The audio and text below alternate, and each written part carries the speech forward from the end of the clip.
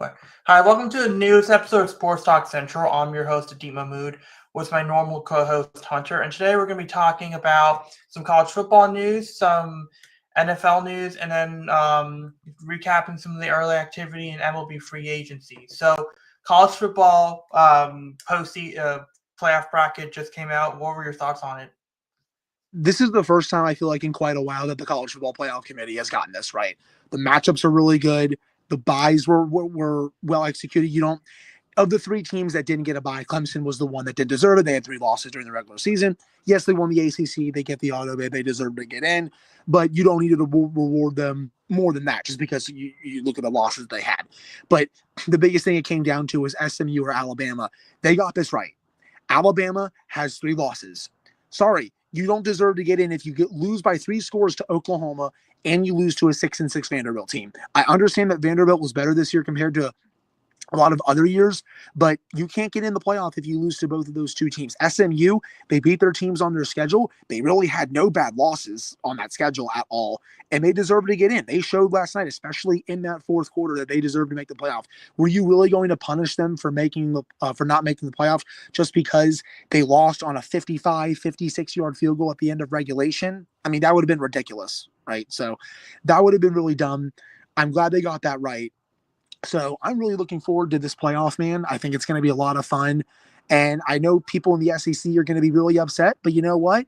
Alabama needs to play better if they want to get in at the end of the day. So SMU, they deserved it. And one more point I wanted to make. If you didn't put them in, you basically were saying, okay, why even play in the ACC championship game? That's what it would have come down to. So I think the committee, for the first time in several years, I think they got this whole thing right. And it was a really, really nice job.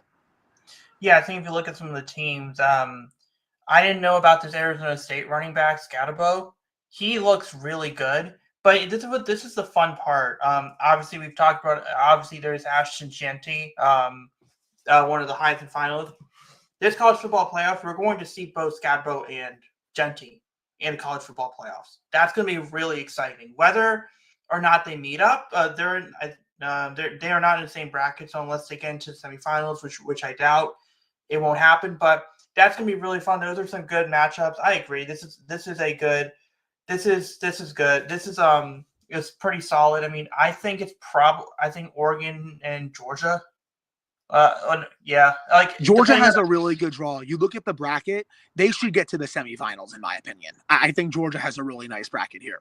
Yeah, I mean, and they're going to play the winner of Indiana and Notre Dame, which they should win. So they should easily get into the semifinals. Now it depends on Carson Beck's health, and that's going to be the big thing. And obviously, a lot of people are comparing the Carson Beck situation to the Jordan Travis one.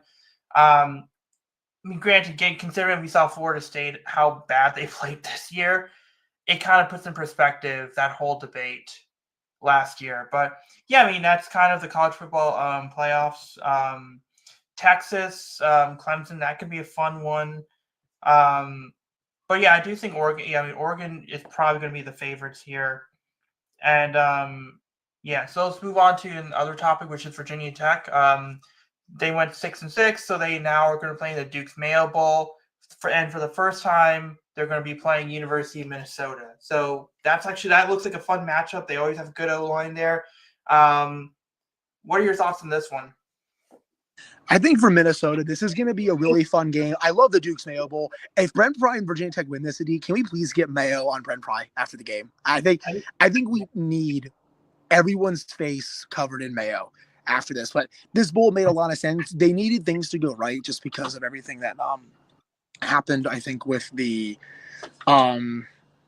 what's the word I'm missing? Oh, the 2 ACC teams, because you needed the 2 ACC teams to get in the playoff for Virginia Tech to go up one. Because say SMU won yesterday, Clemson would not have gotten in. So that would have bumped Virginia Tech down to a few other bowls, like, the Fenway Bowl, Military Bowl, and all that. And Virginia Tech just played in the Military Bowl last year, so they weren't going to play in that. So they probably would have played in the Fenway Bowl up in Boston, which, no offense, I don't want to travel to Boston for, late December when it's just going to be ice cold. So I think for this one, it's going to be fun. Minnesota, they're a run-first team. They're still, fun to watch, but this is still, I think, a winnable game for VT. But the biggest thing, Adi, how many players are going to opt out?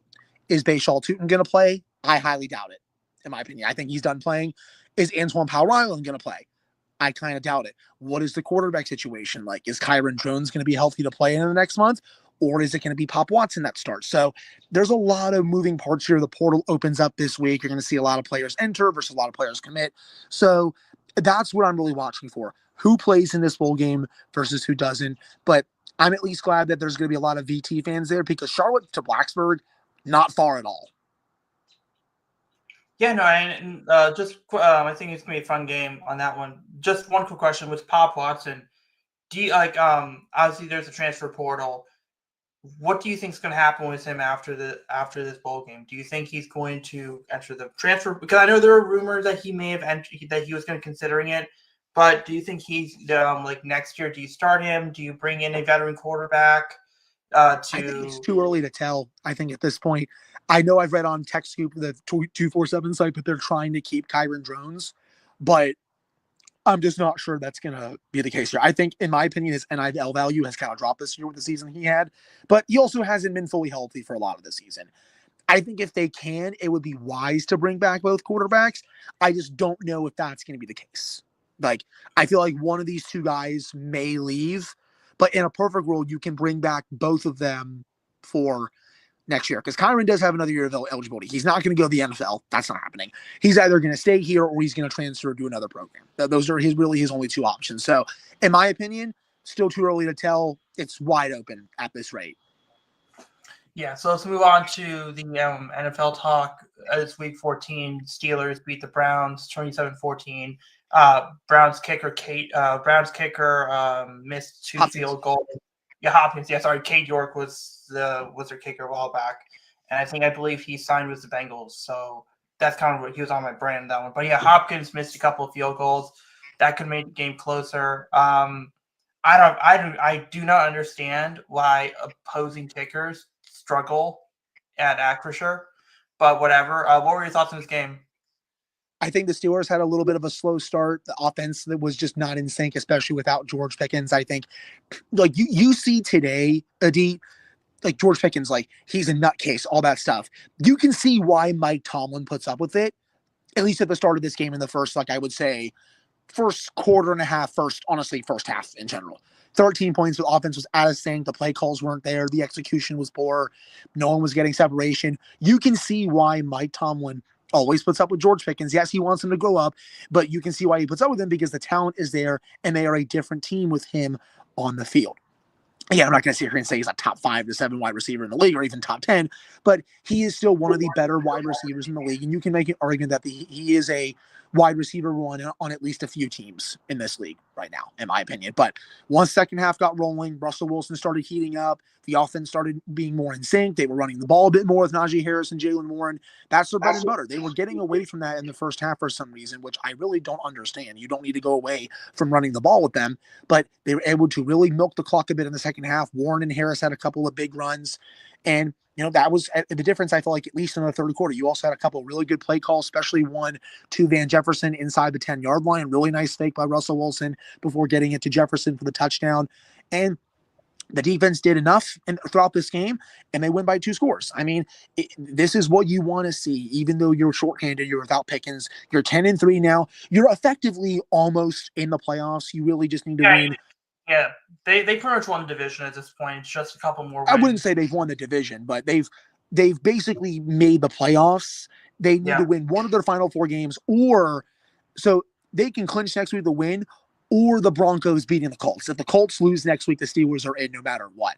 It's all going to come down to the division now. So I actually just found this out, Indeed. If the Steelers, even if they lose to Philadelphia next week and say, the Broncos win, Steelers in the playoffs, but they can clinch the AFC North in at least one home playoff game with a win against the Ravens the week after. So, no matter what happens next week, the Steelers can clinch the North with a win in Baltimore in a couple of weeks. And that's going to be obviously a big game. So I think for the Ravens to win the division, they need to basically, win out, and the Steelers need to really collapse down the stretch here. The schedule, it's not friendly. You have the Eagles up next. That's, I think, the number 2 team in the NFC right now, in my opinion. You have the Ravens after that. You then have the Chiefs on Christmas. You end the season against a Bengals team that's struggling this year that also has one of the best offenses in the league. It's going to be it's going to be a pretty rough finish. These next 3 games are against bona fide Super Bowl contenders. And, let's see if the Steelers, swim here. I really want to see how they play in these next 3 games. And obviously they've beaten the Ravens already this year, but how do they play in a hostile environment in Philadelphia? How do they play at home against the 2-time defending Super Bowl champions? How do they play in Baltimore? That's really what I'm looking for these next few weeks to see if the Steelers, they've shown that they're a Super Bowl contender to this point, and I think they are as we go down the stretch here, but I want to see how they play in these next 3 games. It's going to be a lot of fun. Yes, if we go through some of the other games so far this week, Lions beat the Packers.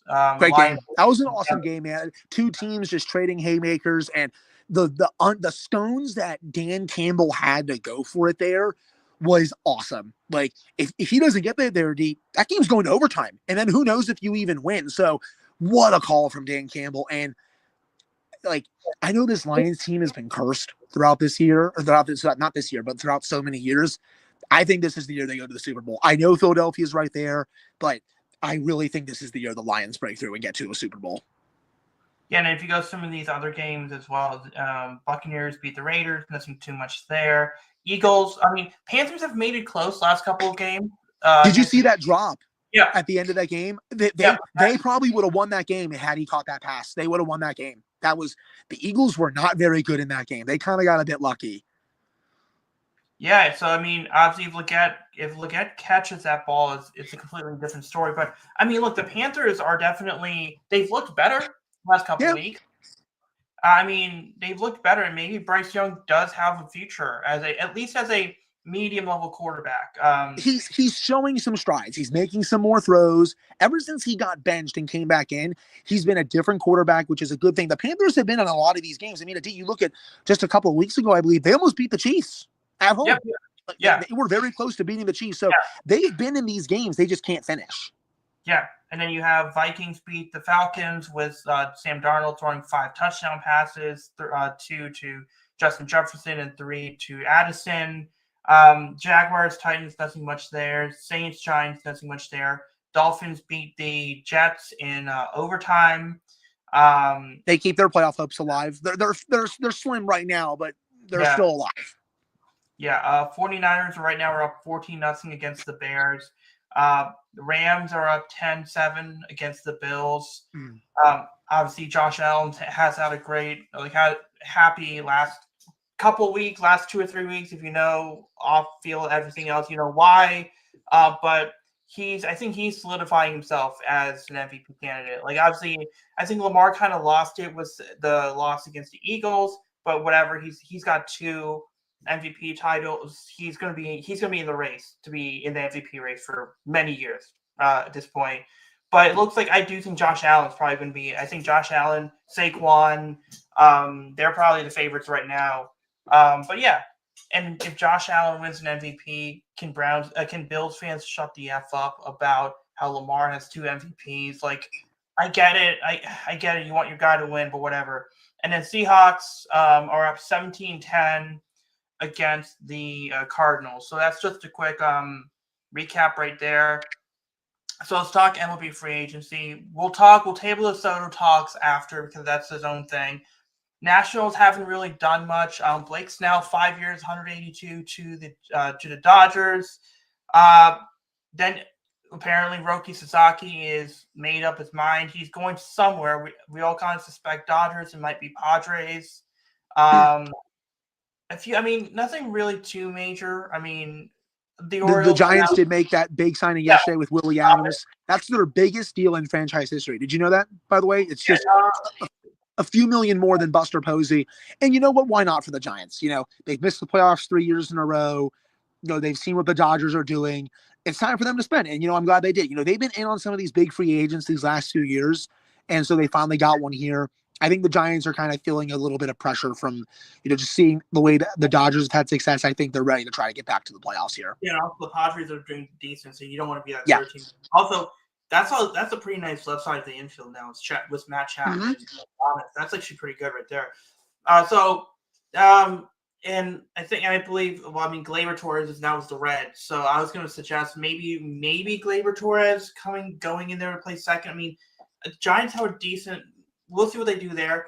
The Orioles now made 2 signings, Tyler O'Neill and Gary Sanchez. Gary Sanchez is a backup catcher. That's all he is.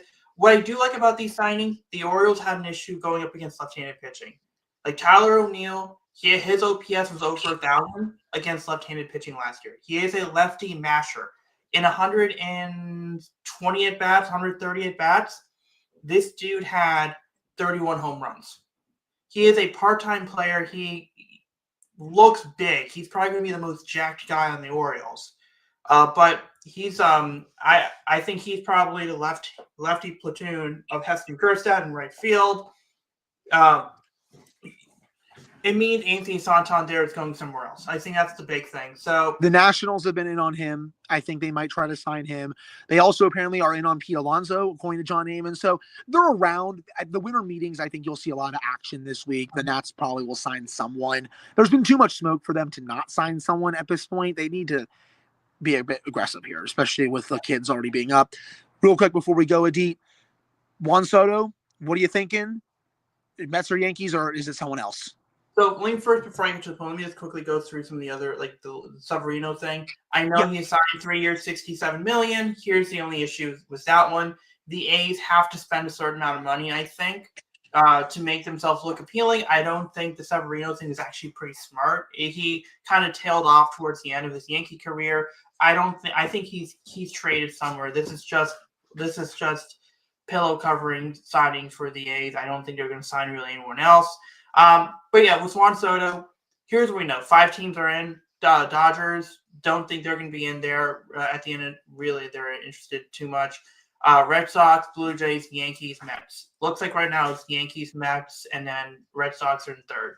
Right. We know that the lowest offer is $600 million, which is ridiculous. That the lowest offer is $600 million range. And I think the highest might be like $750, if I recall correctly. Yeah, I think the Mets have offered over $730 million over 15 years. I mean, that's ridiculous. Look, no player's worth. Like, I get Ohtani, an international appeal, ace. Like, I like Juan Soto. I kind of figured he was going to sign in the 615, 620 range at the highest. Like, that's kind of where I thought. But it just looks like Scott Boras is just seeing how far Cohen and Steinbrenner, I guess, are trying to move the price up. I think Mets. I think because here's why. If the Yankees lose out on Soto at this point, with the Yankees offering 700 plus, at least Steinbrenner could go to the Yankee fans and say, we tried, we at least made the trade, we made the World Series with the 1 year with Soto, and we tried and we offered him $700 million. And they could go out and just say, we're going to sign Max Reed, we're going to go sign Santander or Teoscar Hernandez, whoever else. The Mets, they haven't really spent a ton. They don't spend a ton on pitching. The Clay Holmes deal, maybe there's something. I don't know about him transitioning into a starter, but they don't really spend much on pitching. Alonso looks like it's like a 3-year deal, the thing that they're talking to him about. So if they lose out on Soto, Mets fans are going to be annoyed at Steve Cohen. Steve Cohen, if they lose out on Soto, watch out for the Mets, and they're going to sign a whole bunch of people. I agree. Yeah, it's going to be really interesting what the Mets do there. So I think the Mets are more desperate. Steve Cohen's worth more money. I think Steve Cohen is going to jack up the price so much that Hal Steinbrenner is going to say no. And here's the other thing. The Mets made the NLCS. If the Mets did not make the NLCS, I think their perception of how close they are is very less. It's worse than it actually is. The fact that they made the NLCS against the Dodgers, even though it really wasn't very competitive, you put Juan Soto, even if you were to lose Alonso, I think they can be competitive. They do have that thing there. So I do like what they're doing. But yeah, like I said, like a few of these, none of the major signings have happened. My guess is Corbin Burns is going to be signed somewhere soon. And by the way, if you notice, last year, Scott Boras, his main clients waited a long time, and they were burned. Jordan Montgomery left that agency. Yeah. This offseason, Blake Snell, Tyler O'Neill, Juan Soto looks like his market is speeding up. Corbin Burns looks like his market is speeding up. Yusei Kikuchi, when he signed his deal, he signed it pretty quickly. A lot of Boras clients are being signed quicker now. It looks like Scott Boras is trying to prove a point. So yeah. Also, last point before we before end the show, Alex Bregman, 6 years, 156. That's what the offer is from the Astros. Where do you think his contract ultimately ends up being, with Houston or somewhere else? I mean, the Nationals have been linked to him. I wouldn't mind if the Nats gave him that money. Like, they have the money to do it. So I think I could see him there.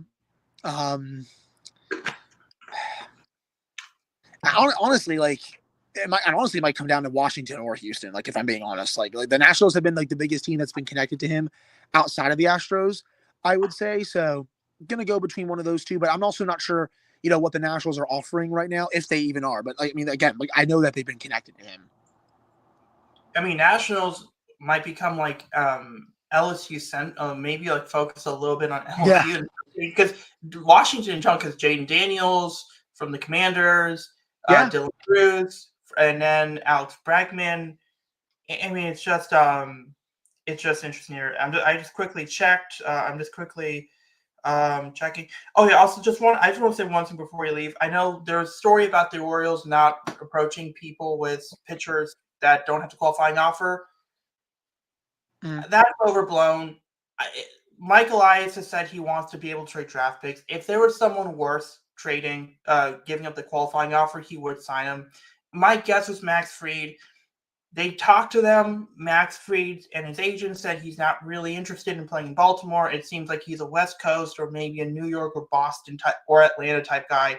I think there's certain markets, and honestly, these players have to agree to these contracts. If we're signing someone to 6 years, they have to be willing to go to those markets. Now, if the New York markets and the LA markets and the Atlanta markets weren't there for him, and it was just like Baltimore and Cincinnati and Colorado, maybe Baltimore has a chance to get him. But at the end of the day, if they get outbid, like with some of the stuff, like Nick Pivetta, not really interested in him. I don't like the fly ball rate. And Sean Manaea hasn't been good for the majority of his career. Those are really your three pitchers for qualifying offers. I agree with Mike Elias. If Max Fried does not want to play in Baltimore, I don't want to give a qualifying offer to the other two. I don't want to give up that second round draft pick for 3 years of Nick Pivetta when I could just sign Nathan Eovaldi, right? Walker Buehler is available. So that's just my last point. I know a lot of Orioles fans were kind of overreacting to that one. Today was a quick episode for various reasons on my end and Hunter's end as well. We'll be back next week. We'll talk about NFL Week 15. And also, we should be talking more about some of these bigger deals because I do think we are going to see like a ton of these deals happening pretty soon. Yeah. I think they're probably going to happen, most of them, I would say, this week with the winter meetings getting underway. Yeah, I'm just doing one quick check to make sure that there was no signing that just happened in the last minute or so. We're good. But with our luck, 7, 8 o'clock, someone's going to get signed. Yeah, that's probably going to happen. Honestly, probably needing about 5 minutes. That's probably knowing